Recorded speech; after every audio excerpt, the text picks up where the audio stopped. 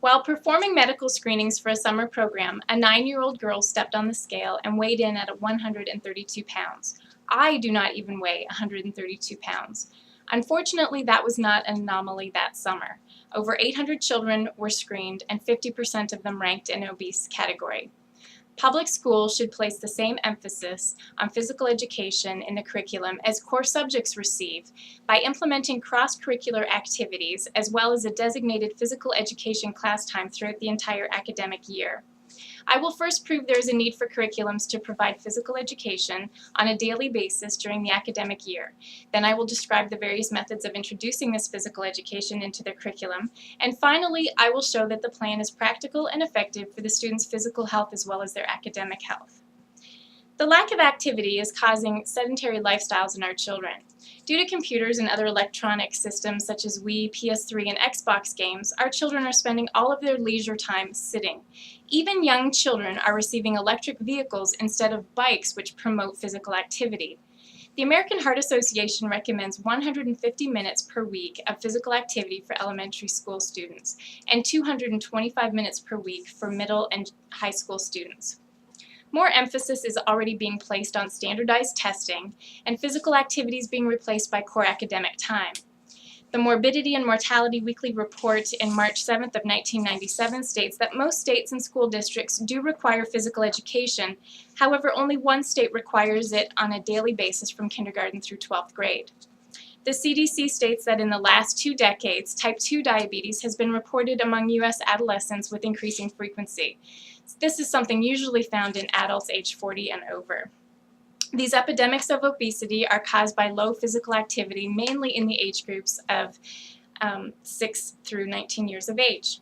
Clarkson comments in The Physical Educator in 2009 that 15% of children aged 6 through 19 are overweight, and approximately 80% of these overweight students become obese adults. He connects obesity with metabolic syndrome and other diseases such as heart disease, gallbladder disease, and colon cancer. It was noted that obese children also suffer from depression and low self-esteem. In other words, our youth are living sedentary lifestyles, leading to obesity and other related diseases which can be avoided by behavior changes taught in the school curriculum. Cross-curricular activities maximize physical activity time by applying them into the core subject areas. Dubos's plan can be used with any subject matter with different learning styles, and it breaks up the monotony of the day. Their plan takes classes outside of the school, such as orienteering for the older students, or exercising with the students, then using math to discuss the distance covered, or even the physics involved. Games for younger students might involve multiplication tables while using an invisible jump rope. Evanson developed a plan in the Journal of School Health that involved morning exercises and classroom exercise breaks, which improved learning, and it also controlled the negative behaviors in the classroom. An important part of both plans is the parental and community involvement. Agencies and parents in the community may be included in the physical activity instruction, as well as the development of the programs. Not only does a plan need to be developed to involve more physical activity in the curriculum, but it needs to be implemented into the curriculum to realize the benefits it can provide for the students. Academic effects of the physical activity were noted in both plans in the form of greater student focus and student alertness. The teachers noted a high level of participation as well as a general satisfaction and enjoyment in the classroom. In both plans, the cost was minimal to implement and only involved some teacher training and planning with the teachers. The teacher-to-student ratio remained the same with the new implementation of the curriculum. Behavior changes were noted in the students' awareness of health habits and their desire to be more active. With consistent physical activity, it is hoped that they will learn lifelong activities to enjoy in adulthood. A strength of the plan is that the changes in behaviors that were seen in the students in taking responsibility for their own health through physical activity. Dubos comments on the fact that other studies have shown that time spent during the school day on physical education does not detract from academic performance and actually may enhance the achievement.